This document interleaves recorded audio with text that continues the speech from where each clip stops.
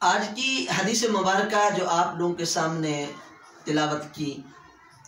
راوی ہیں حضرت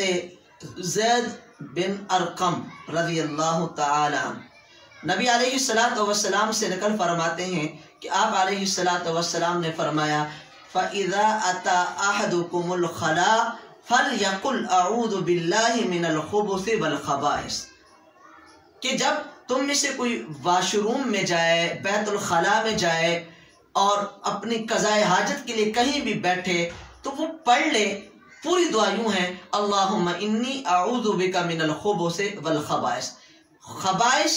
اور خبث یہ شیاطین ہیں، شیاطین خبیث شیاطین سے پناہ مانگنا، چاہے وہ ان کے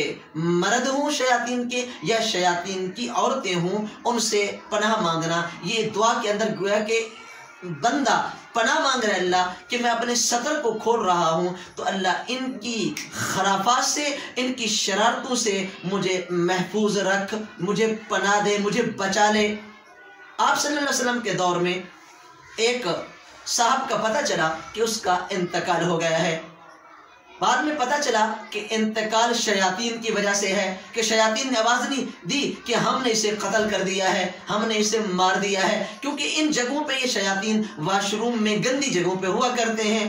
اللہ کے نبی نے اس کے بارے فرمایا، اللہ کے نبی نے کہ ان سے بچنے کے لیے جب تم واش روم میں جاؤ، بیت الخلاء میں جاؤ، اپنے صدر کو کھولو اور قضاء حاجت کے لیے بیٹھو تو پڑھ لیا کرو اللہم انی اعوذ بک من الخبث والخبائث، کہ اللہ سے پناہ مانگ لیا کرو ان کی شرارتوں سے، ان کے فطور سے۔ میرے پاس بہت سارے کیس آتے ہیں کہ جی جنات کا مسئلہ ہے، یہ مسئلہ ہے، یہ مسئلہ ہے۔ جب پتہ چلتا ہے، اس کی تہ میں جاتے ہیں تو پتہ یہ چلتا ہے کہ جی فلاں جھاڑیوں میں پیشاب کرا تو اس کے بعد سے طبیعت خراب ہو گئی، فلاں ویرانے میں پیشاب کرا اس لیے طبیعت خراب ہو گئی، کوڑا کٹ پہ پیشاب کرا اس لیے طبیعت خراب ہو گئی۔ وجہ کیا ہے کہ ان جگہوں پہ یہ شیاطین رہتے ہیں،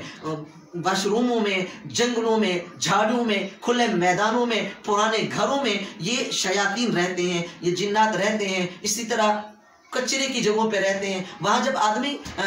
وہاں پہ پیشاب کرتا ہے اور دعا نہیں پڑھتا تو وہ حملہ کر دیتے ہیں۔ جب صدر کھولتا ہے آدمی وہ حملہ کر دیتے ہیں اور وہ ان کے یعنی شرارت میں، ان کے پنجے میں وہ انسان آ جاتا ہے، جس بنا پہ مختلف قسم کے پھر وسوسے، مختلف قسم کی جو ہے باتیں سامنے آتی ہیں، بیماریاں سامنے آتی ہیں، لوگ پریشان ہوتے ہیں۔ تو اس لیے دعا پڑھ لینی چاہیے،